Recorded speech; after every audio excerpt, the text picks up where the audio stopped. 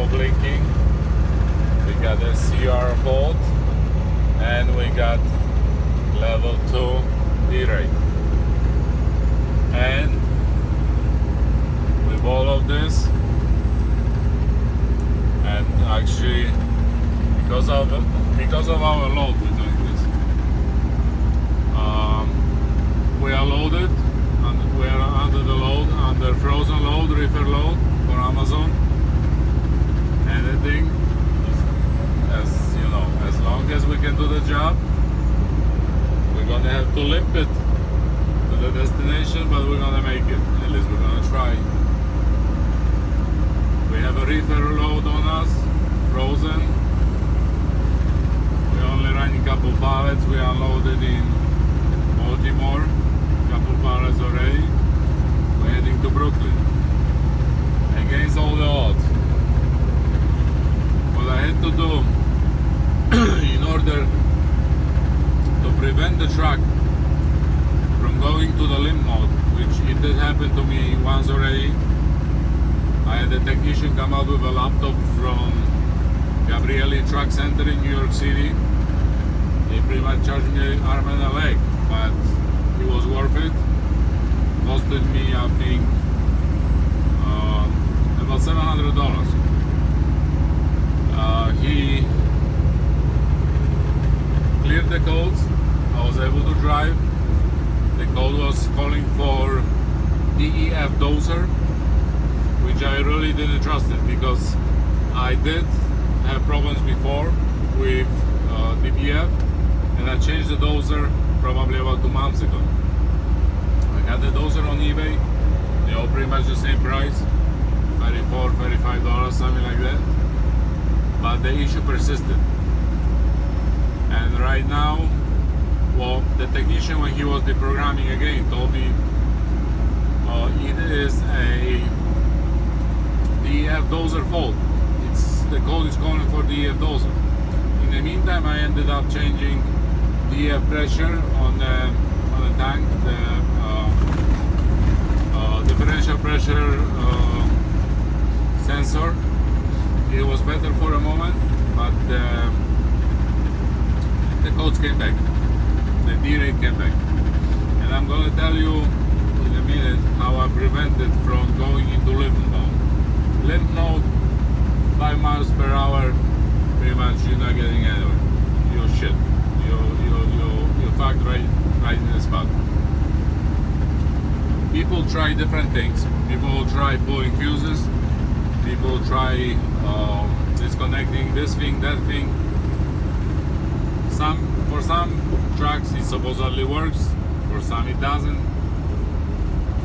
For me, the fuses did not work.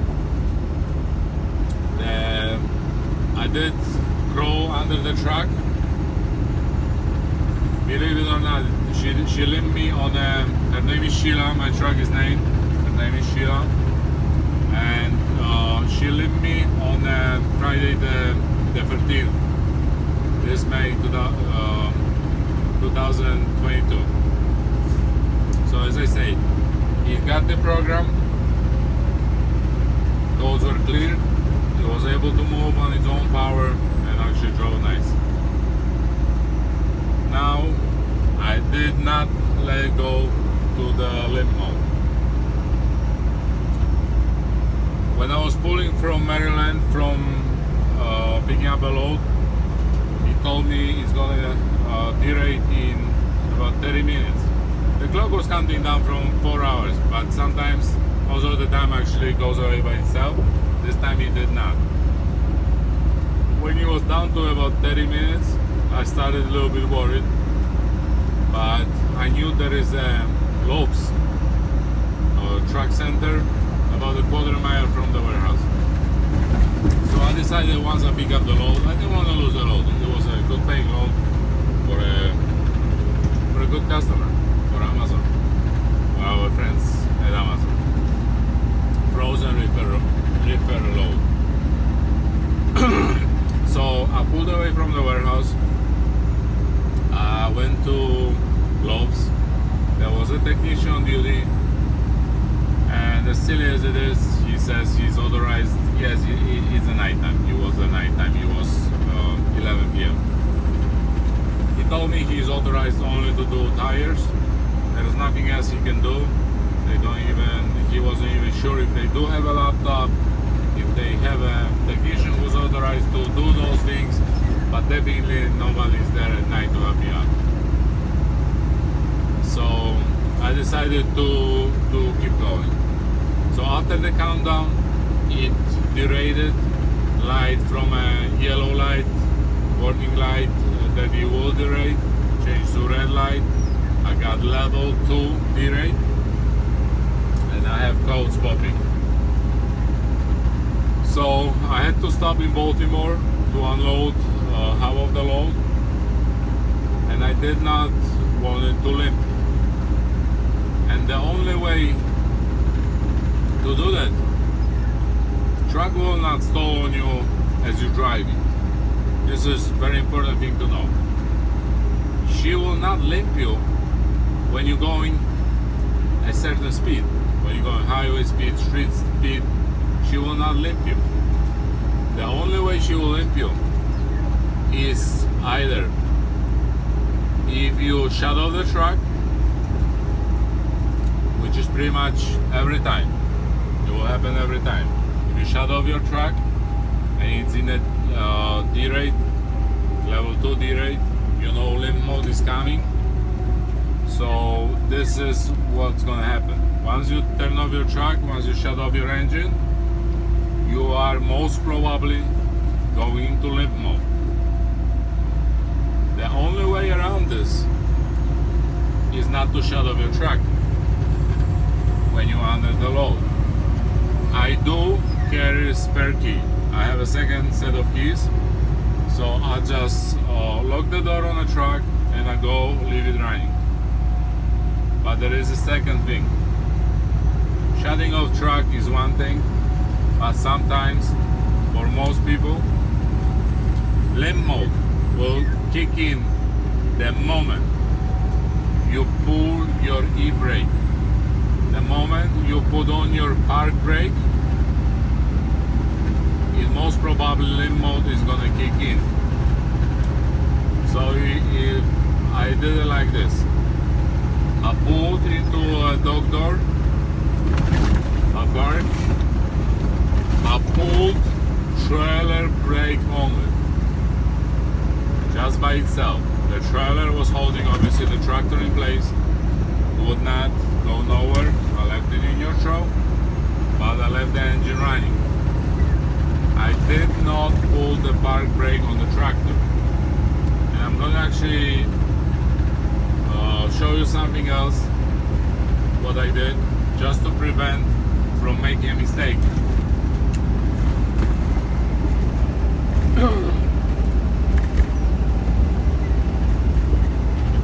I have pulled off the button from the park brake, so I do not accidentally pull it, because I knew the moment I pull it, 99% I'm in a limp mode. I left from a warehouse in Maryland, and I dropped off half of the load in Baltimore. I did not pull the brake. That's what has saved me from a limp mode in Baltimore. I live in New Jersey, northern New Jersey, Hudson County, right by Statue of Liberty, Liberty Park. I want to get home. And believe it or not, after last time Sheila limped on me, I've decided to purchase a laptop, diagnostic laptop, loaded with software. I was for many days hesitating which one to buy, because there is a lot of scammers out there. Hopefully I chose a good product.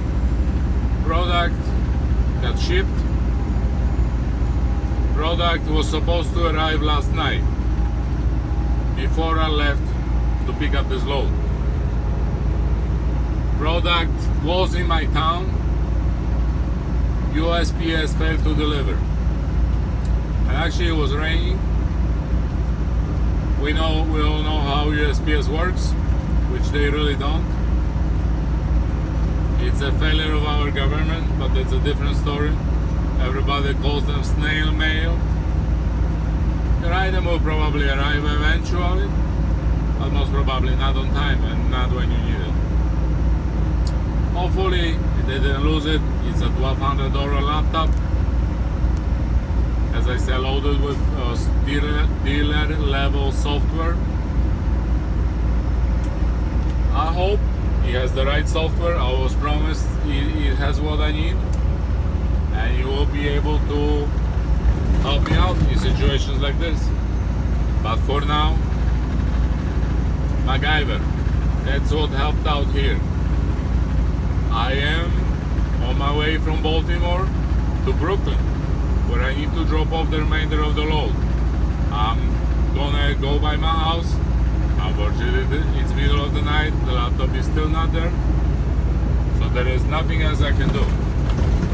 I am driving 65 miles per hour on reduced speed. I only have a couple pallets of merchandise. Yes, power is reduced, but I am able to maintain speed. I went through mountains in Maryland or I-70 with no issues. Yes, I wasn't climbing as fast, but I did climb it. I never went below 50. Loaded trailer pretty much. So there it is. MacGyver skills, common sense, hopefully gonna save me from a tow, because most people will push for a tow. They will take you to a friendly repair shop and they will rape your ass in there. The part itself, if it's really a dozer, part itself costs $34. As I say, I was skeptical that it is the part, because that means I have purchased a faulty part from eBay, part that being sold to many people. But if it is the faulty part and I can change it again and the issue will go away, I'm okay with it. I avoided a tow. Tow from Baltimore to where I live would probably have costed me $4,000. I cannot really go to a repair shop right now. They cannot go. I'm under the load. So I will have to call for power only to take my trailer. That would have probably added up to $5,000-$6,000 altogether, the whole ordeal. What appears to have saved me from limp mode is not pulling the brake. As you can see, I have the valve cover, the plastic cover, yellow cover, peeled off, so I do not accidentally pull it. She's driving. She's actually zooming. There would be no problem me going 75 regular speed, full highway speed, no problems. We got the ISX15 Cummins engine here. Engine has been overhauled by Kenworth in Pennsylvania, Liberty Kenworth, about 50,000 miles before I bought the truck. I put on 35,000 miles on it, and the DPF problems were from day one. The people who decided to overhaul this truck in a dealer were hoping for a good job. You know what?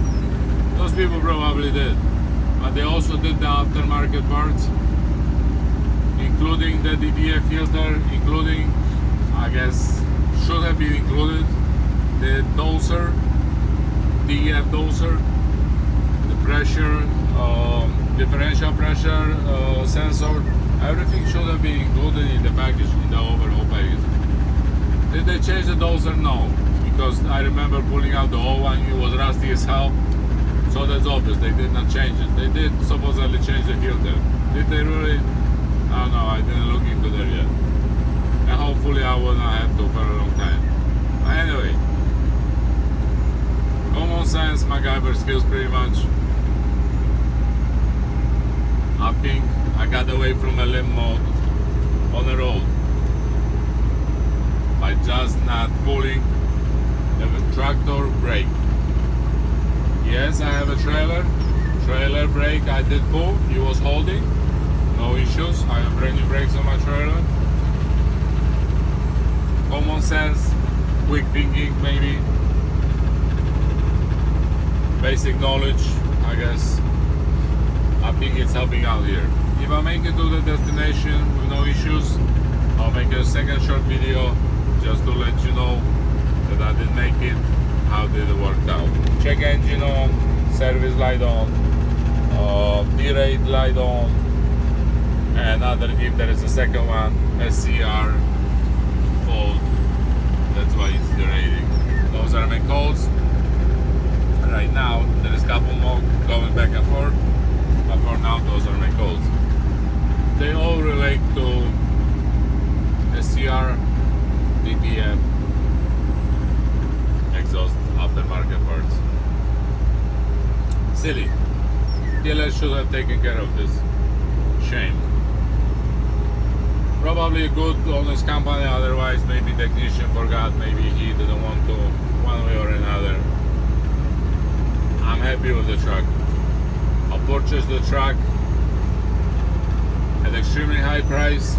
I overpaid by a lot, probably by 20,000 comparing to year model and mileage, only because it has receipts from Liberty Kenworth in Pennsylvania showing that it was overhauled. I know when the overhaul was done, how many miles were put on it, and the aftermarket parts were supposedly exchanged as well. I don't believe they were, but they were added onto a bill. Not nice. Really, really not nice. But it doesn't matter. As far as I'm concerned, safety first. If I make it home safely, without being told, without calling for technician again, I will be happy. I'll change the doser myself yet again, and we'll see if the part was faulty. If there is a hose that's maybe clogged up, we'll see. I'll make an update. But as of right now, DEF light blinking, service light on, check engine on, Derate on, codes on. We're driving, we're zooming. We are 65 on the Maryland Turnpike, I-95. No issues here. Derated. I still have power. We're heading